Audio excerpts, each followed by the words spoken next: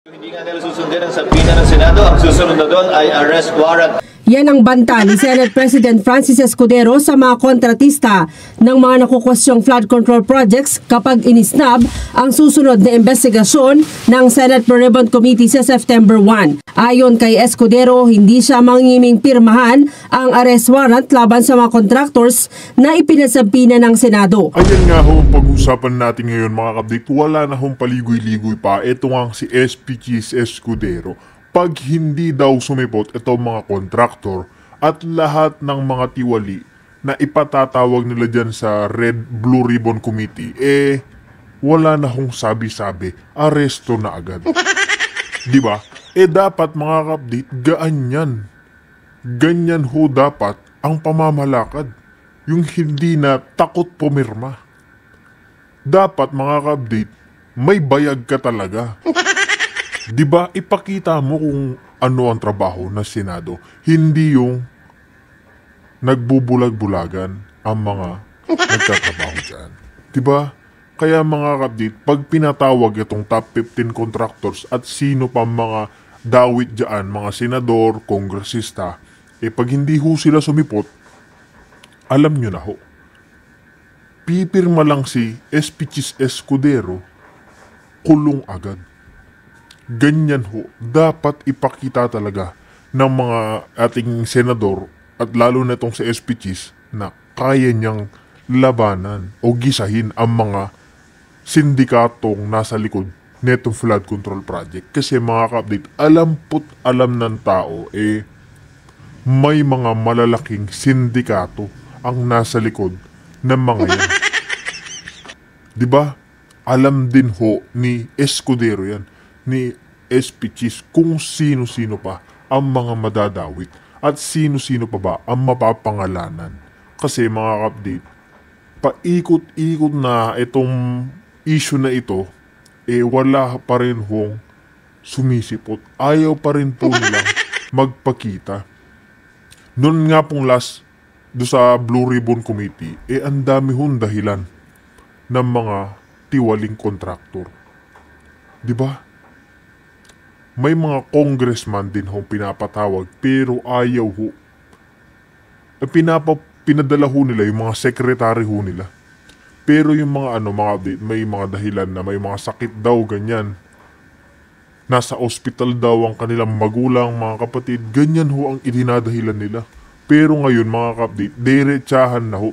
May sakit man, may patay man dyan sa inyo. Pag hindi ka pumunta, ipinatawag kita, kukulong ka.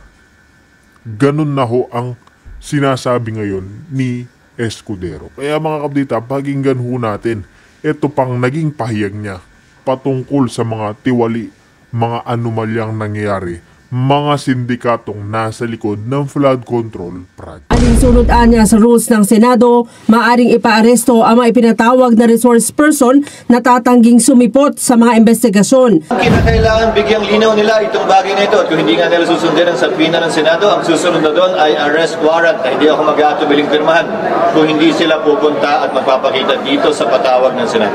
Proseso ng Senado ay susundan at susunodin namin sino man ang nababanggit doon. So sabina ito na sana galangin nila kasi nakalagay naman doon under pain or penalty of law.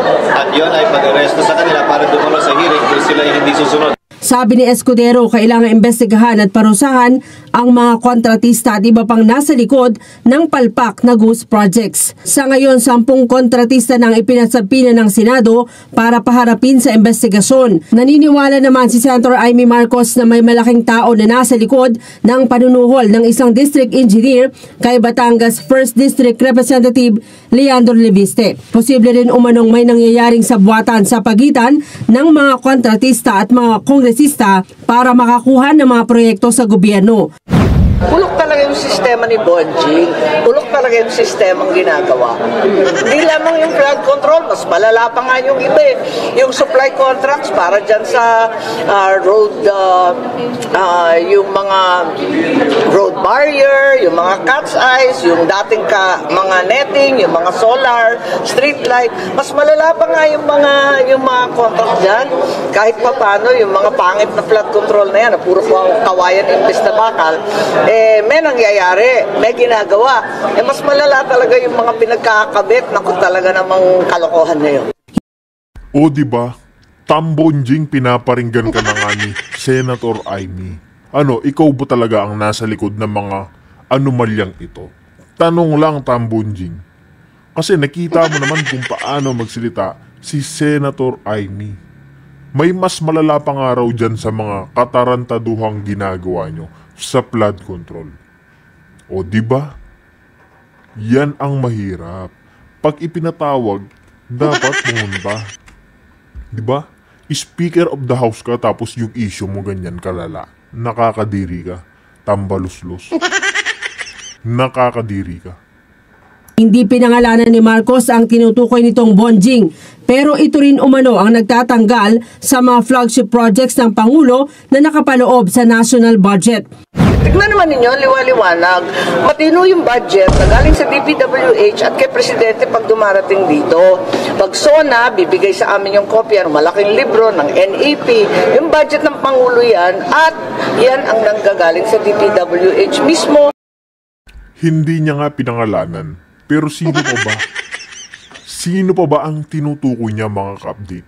Yan lang naman ang pinandidirian at pinanggigigilan ni Amy. Diba? Si Tambaluslos lang naman ang mga may kagagawan yan. Diba? Na talagang inocular nila. Pag yung GAA na yan, naging GAB na, masisindak na lang kami dito sa Senado, yung mga flagship project ng Presidente, tanggal na, ilalagay sa unprogram. Nang tanungin kung sino si Bonjing, ito ang sagot ni Marcos. Ma'am, just to be sure, yung Bonjing na nire-refer niyo po si Speaker Martin Romualdez. Wala namang sinasabi, ikaw nagsabi nun eh. So may hands. Maraming Bonjing doon, sabtakan ng daming baby Bonjing, pag sinita mo, nag-iiyakan. Kumbinsido naman si Senator Raffy Tulfo na malawak ang sindikato sa likod ng mga flood control projects kaya dapat maipatawag ang mga opisyal na posible ring kasabwat sa gobyerno. Nakakabahalaan niya na pati ilang kongresista tinatangka na ring suhulan para manahimik. Dapat makasuhan siya dahil nag-iimbestiga, iniimbestigahan sila sa kanilang kalokohan and then manunuhol sila. Yan naman talagang gawain ng mga karamihan sa mga lolo, karamihan sa mga kawatan. So, para makaiwas sila doon sa kaso at kahiyan, nagpa-bribe sila.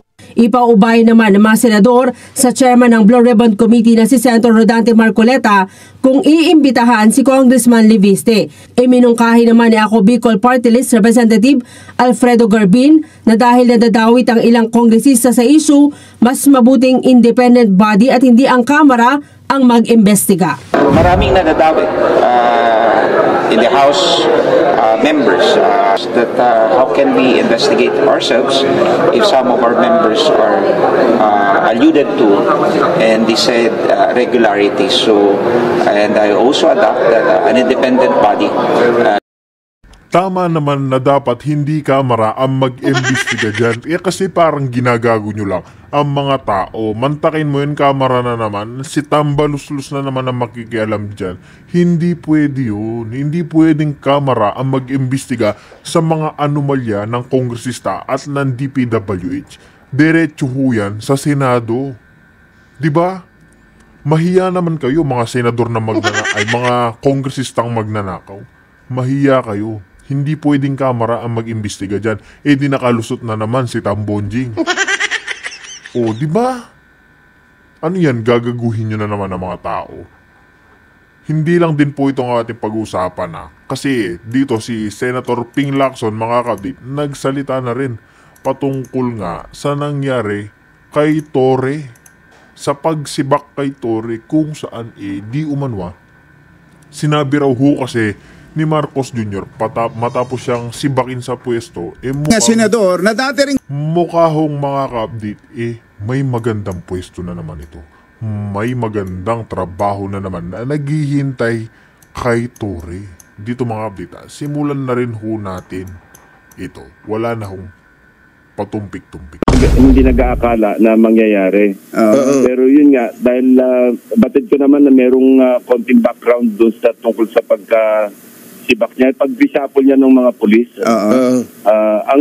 Ang pinakamaano doon, yung number 2 man. Kasi nung panahon ko, natatandaan ko, binigyan ako ni President Erap ng blanket authority. Ikaw na magpatakbo ng PNP, yung mga designations, assignments, maski yung sa promotion. Kasi ang level ng authority ng Chief PNP sa promotion, hanggang Police Lieutenant Colonel, sa kanya yan eh. Hindi na kailangan dumaan kung saan. Pwedeng on the spot, mag-promote. Ako, nagpo-promote ako on the spot noon pagka ginalo ko sa field at may magandang accomplishment. Ora mismo, sinasabihan, inaano ko doon, orders to follow, pinopromote ko na. Pero yung command group, ang command group kasi, 3 lang naman yung Lieutenant General sa command group. Diba? Yung Deputy for Administration, number 2 man. Deputy for Operation, number 3 man. Saka yung Chief Directorial Staff. Yun talaga hindi ko pinakailaman yun. At yun talagang pinaubaya ko yun sa mas nakakataas sa Commander-in-Chief at saka sa chief sa head ng ex-officio, chairman actually ng NAPOLCOM. Kasi ang Secretary ng Interior and Local Government, siya yung ex-officio chairman. As SILG, wala siyang pakialam sa PNP. Pero as ex-officio chairman ng NAPOLCOM, doon siya merong supervisory authority. Yung po bang... Ang narinig ko noon, kasi di ba nireshuffle niya, nireverse ng NAPOLCOM. Pero hindi siya tumalima.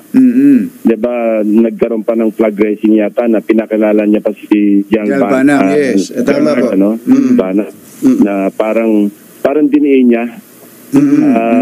Yun ang nakikita ko lamang pwedeng dahilan na kung bakit, sayang kasi alam mo, noong una siya na-appoint, medyo nagkausap kami ni Secretary John Vic noon eh. Nung kampanya pa ito sa Cavite, nung nag-rally kami sa Cavite, sabi niya, Senping, anong palagay nyo kay Nick Torres? Sabi ko, ayan ang kailangan, yan talaga yung nahanap nyo, yung mission-oriented, na pag inutusan, talagang ibabangga yung katawan niya for the accomplishment of the mission. Maganda yung attitude. Ngayon, dahil kung gano'n, kung lagi kang sumusunod sa chain of command o kaya sa mga nakakataas, dapat sana naging consistent na lang doon. Hindi lang sa operational matters, kundi sa administrative matters. Ang nakita ko lang na pagkakamali, kung may tuturing na pagkakamali ni General Torre, yun nga, dapat nung nireverse ng NAPOLCOM, either nakapag-communicate siya or in the first place, bago niya nirelieve yung kanyang number 2 man, si General Tates, dapat man lang sana nakitao po. Yun, nagpasintabi. Kumbaga sa flood control project, passing through. Naisingit. Pero Senator Ping, sa tingin nyo, ganun ba kabigat yung kasalanan yun at matatabunan? Kung may ganun mang pangyayari at ganun ang kasalanan, para matabunan yung ibang mga ginawa niya, accomplishments, mga ginawa niya at mga ginawa niya para sa administrasyon. Hindi pa natin alam kung ano pa yung mga nasa likod ng istorya, yung mga behind the scene. Hindi tayo privy dun eh. Alam ko lang, yun nga, dahil sunod-sunod yung pangyayari, may order ang Chief PNP, naglapalabas ng mga general orders sa headquarters, pero ni-reverse. Mukhang walang communication. Sana kung nagkaroon sana man lang ng communication, direct communication between NAPOLCOM or even between the ex-officio chairman who is the SILG and General Torre, sana hindi umabot sa ganito. Kasi pwede namang i-rescind yung order eh. Reverse ng NAPOLCOM. Hindi naman pwedeng yung NAPOLCOM unilaterally, sila na mag-order eh. Mali rin yun eh. Dapat yun, inutusan ng PNP, i-rescind nyo yung order, magpalabas uli kayo ng panibagong order na nire-rescind nyo. Mali rin siguro yung part ng NAPOLCOM na unilaterally, ni-reverse nila. Saka ang NAPOLCOM, din dun eh. Ang NAPOLCOM po, hindi ba member din yan ang Chief PNP mismo? Yung pa isa. Talagang member ang Chief PNP ng NAPOLCOM. So dapat na-resolve yan within the NAPOLCOM yung sa board. Meron sila namang commission nga yan eh. Dapat pero napag-usapan. Tumawag ng emergency meeting. Tapos pinag-usapan. Ang ba nangyari rito? Kung yun lang talaga ang dahilan, sabi nyo nga, kung yung mga behind the scene, di naman natin nalalaman pa yun. Pero kung ito lang yung what is publicly discussed na rason ng pagtanggal sa kanya, sapat ba yun? Kung kayo po yung Commander-in-Chief, sapat ba yung kasalanan na yun ni General Torre para unceremoniously tanggalin siya. Sabi nyo nga, ang ganda ng dating sa tao ng mga ginagawa ni General Torre. Ang rating ng PNP ngayon, Taas ngayon. trust rating ng PNP ngayon ay napakataas. At hindi lang yon, ang pagka may bumabaril sa Pangulo, yung katawan ipahaharang niya sa bala. Ipahaharang niya sa bala yung kanyang katawan. Sapat ba yun? Sapat po ba yun, Senator? Kung nakapag-usap, kung nagkaroon ng komunikasyon at na-resolve internally, sana ganun ang nangyari. Kaya nga sabi ko, hindi natin alam ano pa ba yung mga underlying na mga circumstances, ano pa yung mga nangyari in between. Yun na hindi natin alam eh. Ang alam lang natin, ni-reverse ng NAPOLCOM, tinindigan ni General Torre, yung mga nangyari pa, mga behind the scenes na pangyayari, hindi na natin alam yun. Opo. Mahirap mag-speculate. Pero kung ang usaping yung ni-reverse at hindi sinunod, medyo mabigat yun sa isang organization kasi mawawala yung cohesiveness eh. Kasi kailangan maganda yung relasyon ng NAPOLCOM sa Philippine National Police. Tama rin si General Torre, narinig ko yung pahayag niya eh. Ang requirement lang para sa, halimbawa, promotion, Civil Service Commission eh. Kasi ang mga police, kumuha ng civil service eligibility eh. Kami nga pagka yung ipopromote, kukuha ka ng clearance sa CSC eh. Actually, wala naman talaga yung NAPOLCOM. Parang added layer pagdating sa... Kasi policy making body ang NAPOLCOM eh. Yes. Oo nga. Pero alam mo, may mga resolutions, may mga memorandum. Ang nangyari sana, nagpalabas na lang ang memorandum ang NAPOLCOM addressed to the Chief PNP na i-rescind yung order. For so many reasons, kung whatever reasons there are, Opo. Na hindi yung ni-reverse antimano, nang nalagay naman on the spot si Chief PNP Torre. Opo. Kasi kung ako rin si General Torre, parang nahamon yung aking leadership na ni-reverse ako na hindi ako yung nag-rescind ng order kasi yung order manggagaling yan sa sa director for personnel directorate for personnel. Sila magpapalabas ng order. So sila din dapat. Saka yung pong Senator Ping, yung binanggit niya na siguro paniniwala niya ito na ang kanyang kapangyarihan tungkol dun sa reshuffle ay nag-emanate from the commander-in-chief. Para may ganong esensya siya na sinabi. Hindi ba mas madali na tinawagan ni ES si General Torre, oy General Torre, tigilan mo yan, sumunod ka na lang sa NAPOLCOM para tapos na istorya kung yun lang talaga dahilan na. Yeah, sabi ko hindi natin alam pa kung ano mga pangyayari sa loob eh. Opo. Kung ano pa yung mga nangyaring communication nila, kung ano nangyari pag-uusap. Hindi na natin alam yon. Ang saklaw lang ng kaalaman natin kung ano yung nabasa natin kasi public knowledge naman yon na yun nga, ni-reverse. Nagulat din tayo, ni-reverse ng NAPOLCOM yung order. Pero nakita ko rin yung wisdom sa pag-reverse. Kasi nga, command group yun eh. Siguro kung yung ibang official lang, yung mga regional directors, ni-reshuffle mo, siguro wala masyadong issue. Pero yung second in command, member ng command group, ako talaga pinaubaya ko yun sa Malacanang eh. Talagang hindi ko yung pinakailaman. Meron nga akong maski ayokong i-appoint. Wala na, hindi ko na pinakailaman kasi prerogative naman ng Pangulo yun. Na sa akin at the very least, bago niya ni-reshuffle, sana nakita po muna. Opo. Okay. Senator Ping, andyan na yan. Nangyari na. Meron ng pinapanumpang bagong PNP chief. Ano nga lang, acting OIC. Dahil mananatili hanggat hindi nagre-retire si General Torre, pareho pala sila ng retirement date. March 2027. Pareho sila. Mananatiling 3-star lang si General Nartates. Ganon. Kasi ang PNP law, isa lang talaga yung 4-star eh. Nangyari sa akin yan noon, nung na-appoint ako, yung chief PNP na dinatnan ko, ay mag-retire. Ayaw nga malis na sa quarters eh. Naalala ko. Si upper class ko eh. May mga, sa akin, malita bagay lang yun. Importante sa akin yung trabaho ko sa PNP noon eh. Oo. Eh, kung hindi ko makuha yung 4-star, sabi ko nga, I think nagkausap kami ni General De Villa noon kasi dating chief PC, naging boss ko, naging chief of staff. At sabi ko, maski isang araw chief PNP, hindi na maalis yung picture ko dyan sa nakasalansan dyan eh. Oo. Nakapaskil na yan Kaya kahit hindi na. masyadong importante sa akin yung mga ganon. Alam mo, ego lang yun eh. Pag pinahidol mo yung ego, madidistract ka doon sa mission mo eh. Kailangan mission-oriented eh. Kaya hindi siya nagre-retire. So matagal akong 2-3 stars nun eh. Pero bandang huli, siguro, dahil okay naman ako nung naging PNP ako in the course of time, over a few months, parang naibangon ko rin yung puri ng PNP. Nagkusan loob na hindi ko nga kinausap yun eh. Pwedeng sir, baka naman pwede mag-retire ka na. Ang pension mo naman ay pareho na rin. Hindi ko nga hindi nga wala kaming usapan. Hanggang sa nabalitaan ko na lang, nag-file na siya ng retirement. So yun, saka ko nakuha yung aking 4-star. Kaya nga delayed yung aking 4-star. Pagiging 4-star, opo.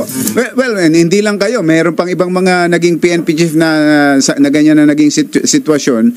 Hindi ko kaya dapat i-amend na rin ang PNP law, Senator Ping, na kapag ang isang PNP chief tinanggal, considered retired na rin siya kaagad. Pati yung retirement law. Sabagay, nakapaloob naman yun dun eh. Yung term 4 years yan eh. Tapos yung mandatory retirement age na 56 years old. Ganun ang ano. So, hindi mo rin mapipilit kasi nga mayroong batas. Siguro nga pwedeng revisit yung PNP law, pati yung 8551, yung mandatory law. Para na sa ganun, pagka nirelieve na, tinanggal na, automatically retired na. Sa AFP ganyan din ang naging problema nitong mga nakakaraan, di ba? May mga naging issue rin sa AFP. Pero mukhang meron ng bagong batas ngayon na kapag AFP chief ka, in-appoint ka, may fixed term na. Pero kapag tinerminate yung appointment mo bilang AFP chief, kasabay na rin na retired ka. Ganun yung nakalagay na sa bagong batas ng AFP. Tama yun. Mabuti nga na nabanggit yun. Mabuti nga pag-usapan namin ni Senator De La Rosa. Siya ang chairman ng public order eh. Saka pwedeng revisit namin yung 8551 o yung 6975. Basta ganun. Para hindi magkaroon ng ganyan sigalot. Pagka nirelieve, hindi ka na chief PNP, hindi ka na rin entitled do sa rango mo. Para na sa ganun, retire ka na dapat. Alam mo, medyo awkward yun eh. Kaya nga po eh. So, nakadetail sa office mo yung dating chief PNP na 4 stars, magsasaluduhan kayong dalawa. Mauutusan nyo ba yun? Di ba? Chief PNP pa rin, designation yun eh, appointment yun. Pero, authority siya eh. Pero sa mga PMAyer, parang yung ang mas kinikilala nyo yung upper class eh. Kapag upper class nyo, di ba, pag nasa lubong nyo, kayo ang unang sumasaludo eh. Oo, ako nun, ang inabot ko nun, 4 years ahead of PME. Pagka command conference, share sila na sa akin. Pero pagka nagsasalubong kami sa hallway, share ako sa kanila. So ano pong nire-recommend nyo kay General Torre to step down, to retire na? Ganun? Ano yan, sarili niyan, decision yan. Mahirap pangunahan na i-advise or whatever. Kasi sabi ko nga, hindi ko alam yung mas malalim na dahilan eh. Posibleng merong mas malalim na dahilan. Kasi sabi nyo nga, parang sa ginagawang maganda ni General Torre, para bang mahirap paniwalaan o mahirap tanggapin ng mga tao, mga Pilipino na sabihin natin. Kasi talaga namang maganda yung ginawa niya sa PNP. Yung kanyang 5 minutes na actually, 3 minutes ka raw yun eh. 3 minutes, Presidente pa nga raw nagsabi sa kanya na gawin mo naman 5 minutes. Kaya naging 5-minute response yun. At maganda, kasi tinest namin nung dumalaw siya sa Senado, nakadao pang palad namin. Si First ko nga siya nakita, sabi ko, nasa ka pa nanik nung Chief PNP ako. Nasa NAR group daw siya. Under ni General Raynor Gonzales, mayor na ngayon. So, nandun ka pala. Kasi hindi kami magkakilala, wala kaming direct na pag-uugnayan.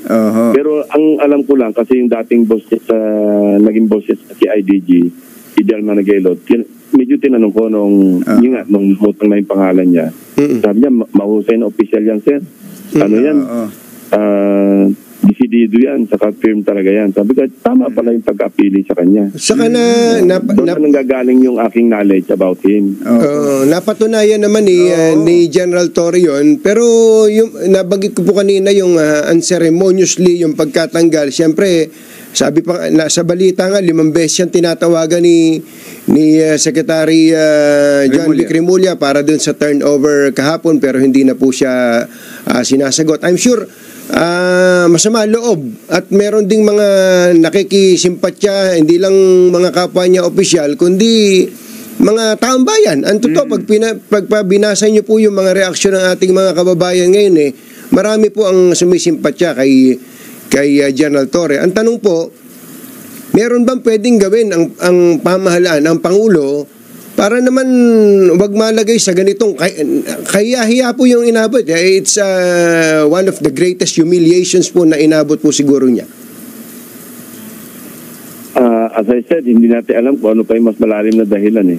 Ang importante din dito, yung PNP is a very professional organization, ano. Nagsusunod yan sa chain of command kung ano yung legal order. Wala namang illegal doon sa order sa pag-relieve sa kanya kasi sole prerogative ng Pangulo yan eh. Opo. Na tanggalin kasi hire and fire presidential appointee, maski cabinet secretary, anytime pwedeng tanggalin ng Pangulo. At ang PNP naman, like any military or uniform organization, ano yan, tatalima yan na susunod yan sa chain of command. Malaking challenge kay maidagdag ko lang, malaking challenge kay General Tate. Tatalaki ng sapatos na ipiling niya. Kaya po siguro ganun yung hugot ko, Senator, dahil kung talagang ito lang ang dahilan, yung tungkol sa, bagamat importante ito, yung tungkol sa Napolcom defiance. Mukhang kailangan nila humanap na ibang dahilan. Dapat humanap sila na ibang dahilan. Kasi kung ganito kabilis ang pagkatira kay General Torre, who is becoming popular, at kinaiinggitan, baka pinagseselosan na rin ng mga nakapaligid sa Pangulo, bakit yung mga involved sa flood control projects, hindi yung masibak-sibak? Ba't hindi halihawi ng 2x2 at kaya nga tanong natin, ganun ba kabigat yun? Yung kasalanan ni General Torre? Higit na mabigat yun kaysa dun sa kung kasalanan naman ni General Torre ang defiance na iyon? Ibang level yun, yung sa flood control. Ibang level, tama kayo, level na yun, Senator Ping. dyan. Walang comparison na Senator Ping. No match. Walang comparison. Which brings us to our main topic for today, which is love. What is love? Meron pa bang part 2, part 3 ang privilege speech ninyo, Senator Ping, sa flood control? Depende, kasi sabi ko nga, kung may mga mas seryoso pa at mas nakakagimbal pa at mas malalaki pa na mababalidate. Nagbabalidate kami kasi ngayon Opo. May mga information pumapasok na kailangan ng validation. Opo. Kapag solido ang pinangawakan namin, malamang sa hindi magkaroon ng part 2. Opo. Okay. Marami na kayong nabanggit, marami na rin na-report itong mga nakaraan tungkol sa ghost projects, yung ano pa tawag doon, double appropriation, kambal. Pero doon pala sa listahan ni BBM, Senator Ping, meron pa palang wala doon? Na-check nyo ba na pwedeng edited o may mga dinagdag bawas na doon pa lang sa listahan na ibinigay sa Pangulo? Ayoko naman pag-isipan na masama si Secretary Bonoan na pinilter nila. Maring nakaligtaan nila o kaya talaga hindi abot ng kanilang kaalaman. Tulad yung Darcy and Ana, wala naman doon. Yung may mga ganon na talaga medyo talamak pero bakit hindi nasama sa listahan? Yun hong sa San Carlos, yung nakausap naming tao ng mayor ng San Carlos sa Bacolod, sa Negros, wala din daw po yun, yung 3 malalaking flood control sa kanila. Wala din sa website ng Pangulo. Kasi napakaraming kalokohan talaga Maraming mga yung fly-by-night na parang lang to parang turo-turo lang ng mga DE. O ikaw na, akin na lisensya mo. Diba nga, ang nilahat ko doon, mismong District Engineering Office na ang nagpapatupad nagpapa-implement ng proyekto, hinihiram yung lisensya ng mga kontratista. Meron pa nga dealers na dumating, pati yung PCAB. Yung accreditation board, may kalokohan Parang Oo, maraming kalokohan talaga. Parang sindikatong malaki, sabihin ko na. Pwede ko na sabihin na yung DPWH is a big criminal syndicate. Sama-sama na eh. Kasama ho ba Hindi ko dyan? nila lahat, pero yung mga sindikato sa loob talagang talamak. Bakit napapabayaan? Ano pong papel na sa sindikato ng mga proponent, yung mga nagpopondo ng mga projects na yan, mga senador at ilang kasamahan ninyo dyan sa Senado? Congressman. mga congressman Baka at, malimutan natin. Sila yung tumatayong parang financier ng sindikato. Kasi sila nagpo-provide ng pondo eh. Sila nag-i-insert. Sila yung... Kasi kung wala namang insertion na nangyayari, at saka malalakas ang loob kasi nga hindi naman matuturo pabalik sa kanila. Dahil yun nga eh, pagdating sa budget deliberation, sa second reading pa lang, sa amin, sa Senado, approval ng second reading pa lang, bulungan na eh. Parang magsabit na lang kayo mga written amendments ninyo. So walang record? Sa lahat. Walang record eh. Sa House, ganun din. Small committee. Kanya-kanyang lapitan doon sa small committee. Yung mga congressmen, bigay mo naman to sa akin, sa ganito, sa ganun. Ang masama, okay lang yun. Kasi kung ang tinitingnan, yung pangangailangan ng kanilang distrito o constituents. Ang nangyari, kalaunan, iba na yung motibo eh. Lagyan mo ng 2 billion yung district ko. Kasi iniisip na pagkakakitaan eh. Hindi na talaga doon sa kailangang project. Congressman Libiste. O, di ba sabi ni Congressman Libiste, yung nakalang